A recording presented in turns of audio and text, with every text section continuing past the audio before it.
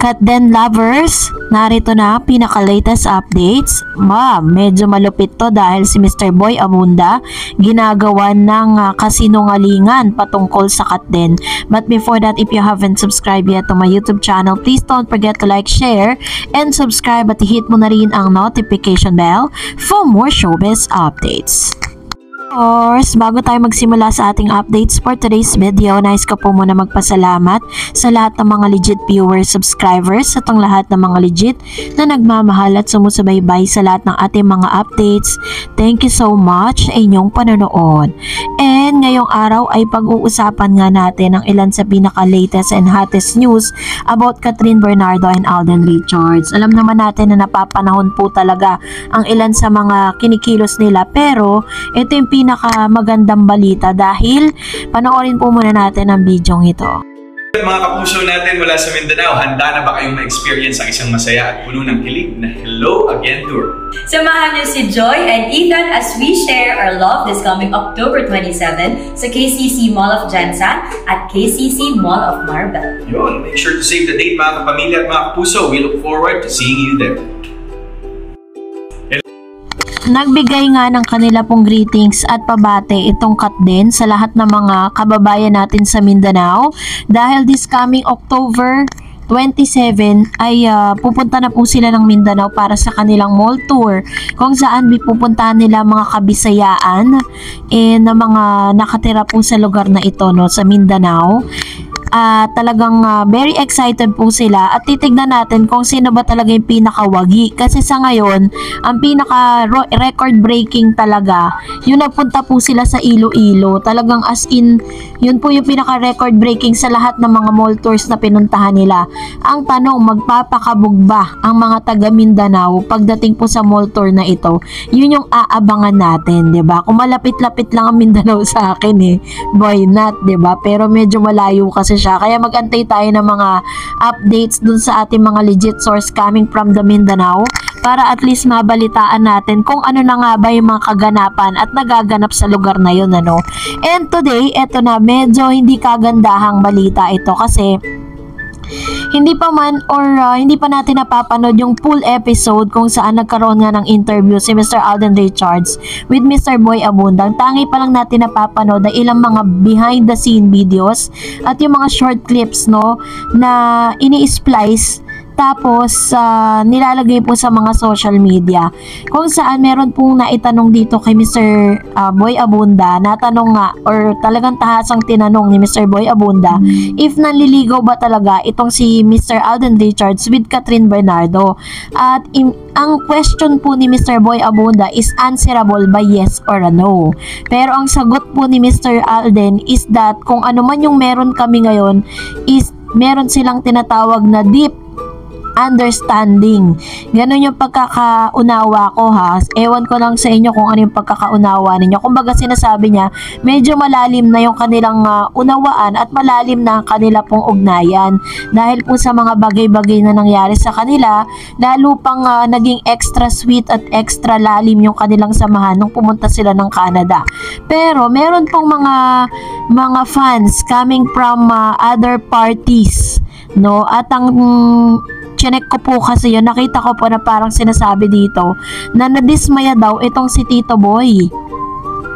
Nadismaya daw si Boy Abunda kay Alden Richards dahil po sa tanong or dun po sa sinagot nito nung tinanong po niya kung nanliligaw nga itong si Alden, na bagay na pinasisinungalingan ng lahat dahil hindi pa nga napapanood yung video, pero base po sa isang source natanong kasi may mga pagkakataon na hindi po nakukuha na ng video at ng audio, pero meron pong isang source na nagpatunay na tinanong siya if handa na ba siyang magpa-presko, at ang sagot lang ni Alden is soon.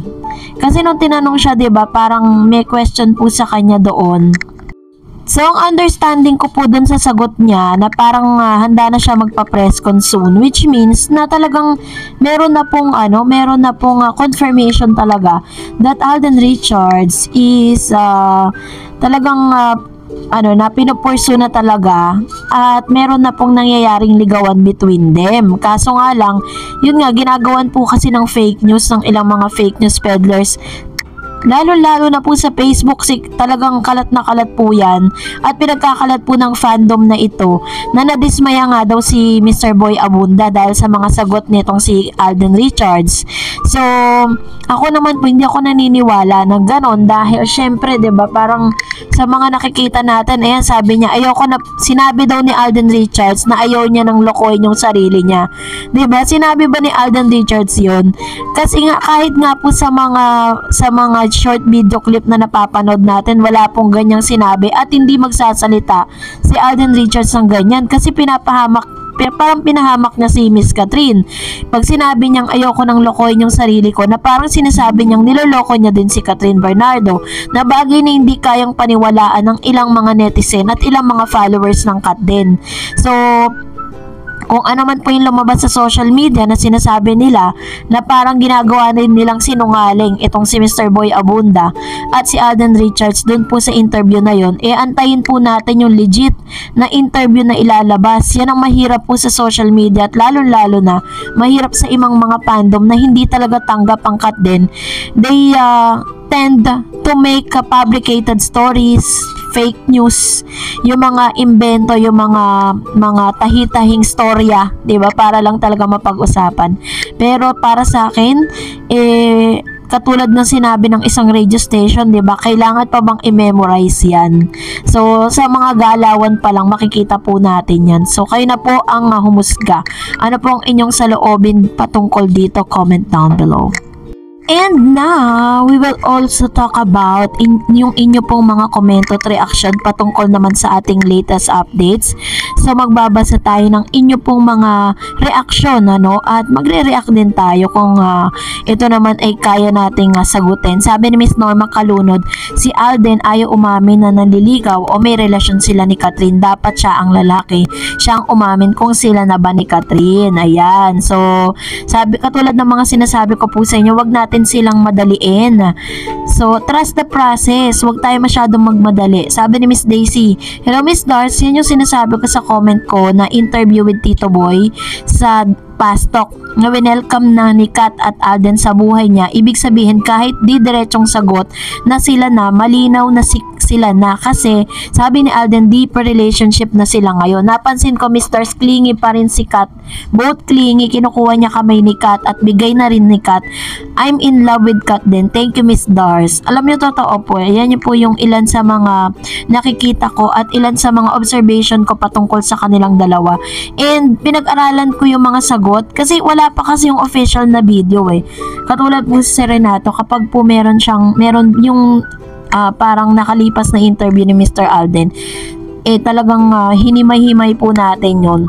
And tanging matatalino lang talaga yung makakaunawa dun sa mga sagot niya, 'di ba? At talagang kung ikaw ay kilala mo talaga yung Kat din, sinubaybayan mo from day one, mababasa mo dun sa mga salitaan at sa lahat ng mga gestures na pinapakita nila sa social media. Sabi ni Miss Elena Galgo, iyan na nga very deep, malalim na, mayroon ibig sabihin, yun na, hindi ordinary kundi special na yung mga answer ni Alden. Mayroon na sila, malay mo sa Valentine's nila i-reveal, wag magmadali, papunta sila dyan. Very true. And sabi ni Miss Herminia Mangilan, congratulations Alden, sa wakas natutunan ka ring mahalin ni Kat. Hindi ka naman mahirap mahalin kasi lahat ng kababaihan ang hinahanap ay ang isang katulad mo, lalo na ang magulang kasi gusto nilang malagay ang anak sa mabuting tao para hindi sila mag-alala. Balang araw sigurado silang nasa mabuting kamay ang anak nila. Habang wala sila, panatag ang kalooban nila kaya ka Miss Dar, saludo ko kay Alden. Minsan lang tayo makahanap ng aalala ni katulad ni Alden Richards. Ayan. So, katulad na sinabi nga nito ni Ma'am Herminia Mangilan na talagang makikita naman talaga natin na pati si Catherine, 'di ba? Hindi na talaga siya, parang wala nang ilangan. Wala na talaga yung parang nahihiya pa sila sa isa't isa. Deep na nga Ito na talaga yung ibig sabihin ng deep deep relationship. And saludo daw siya kay Alden Richards. Minsan lang tayo makatagpo ng lalaki na katulad ni Alden Richards sa maalaga, tunay kong magmahal, at si Catherine naman kung magmahal ay isa lang yan. Sana Mr. Eds pareho silang dalawa, na sayang kung hindi sila magkakatuloyin. Sana sila na ang tinadhana, Mr. At maraming salamat sa iyo, Mwa. Ayan, thank you so much Ma'am si Herminia Mangila. Lahat po tayo yan ang gusto, no? At yan din po yung ating prayer para sa kanilang dalawa, because they both deserve to be happy, right? So, gusto natin talaga, kung tayo lang ang magde-decide kung tayo lang ang magde-decide ngayon, ipakasal na yung dalawang yan. Sabi ni Mr.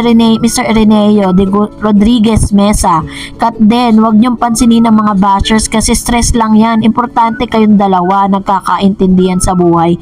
Tama ba ako, Miss Darrens? God bless you. Tama, diba? Walang ano dyan, walang question dyan. Tama yun. And alam ko naman po na parang deadma lang talaga kay Catherine at kay Alden Richards yung mga bashers, kasi di ba parang minsan yung mga bashers pa yung isa sa mga nagiging rason kung bakit nagiging trending sila eh. And sabi ni Miss Annabel Garde, "Hi Madam Darrets, ang ganda nga niyang pictorias nila, bagay sila. Saka yung team Run Away With Me and Get Away for Travels and Peg." About naman sa pastok, sa observation ko, seryoso na si Alden. Talagang intention niya kay Kat, masyado nang malalim yung intindihan nila sa isa't isa. Saka matatag yung foundation nila. They start as friends. Alam na nila kung anong gusto at ayaw nila. May unawaan na talaga sila, nababasa na nilang isa't isa. Saka todo at buhos na talagang feelings ni Alden. Alden, kakilig nga, di ba pinapakita ni Kat under niya si Alden, kaya sinusunod ni Alden kung anong sabihin ni Kat. Talagang pinakikinggan niya. Gusto nang ipaalam ni Alden sa buong universe yung unawaan nila, pero si Kat ang pumipigil. Pero halatang malalim na yung unawaan nila, magjowa na talaga ang galawan, pero komportable na sila sa isa't isa. Sana'y gagawa ulit si Lord ng way para sa dalawang ito. Ayan. So, ito naman yung kanyang observation. Kanya-kanya tayong point of view ha. Kanya-kanya tayong mga observation. At kanya-kanya din tayong opinion. At sabi pa niya, komportable na nga sila sa isa't isa. Sana ay gagawa na nga si Lord ng way. Wish them all the happiness and success in their life. Same as you, Madam Darrens. Good night and thank you. Thank you so much, Ma'am Shi, sa inyo pong komento. And, nakaka-happy lang, 'di ba? Kasi ang dami pong napapasaya ng Kat din. And sabi ni Ma'am si Elena, Miss Dars, nag-iiwas lang si Kat sa mga toxic bashers. Kaya we have to understand Kat and Alden. Very true. Sabi ni Ma'am si Lenny Banting, hope both and Alden Kat got big pictures together. Ilagay din sa EDSA. Kayan.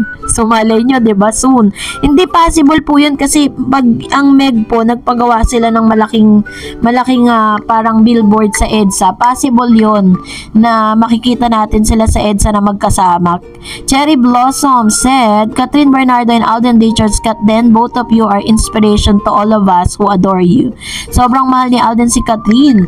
Gagawin ng lahat, magpa-impress lang sa mahal niya. Tumalon ng ala Spider-Man si Tisoy. Haha, yan. Sabi ni Ma'am si Cherry Blossom. Ayan. So, very iconic yung ginawa ni Alden At medyo marami ring nag-alala dun sa ginawa niya. Tapos ginagawan pa ng issue na daw yon, scripted daw yon para mag-trending. Hello? Papayag ba naman ang management na possible na magkaroon ng aksidente doon, dahil kapag na-out of siya doon, hindi niya napansin. Pwede siyang matumba, mapilayan or what doon po sa ginawa niya. Pero ginawa niya pa rin. So, that's it for today. For more videos and updates, please don't forget to like and subscribe. And please don't forget to follow my Facebook page, Darrets TV. God bless everyone!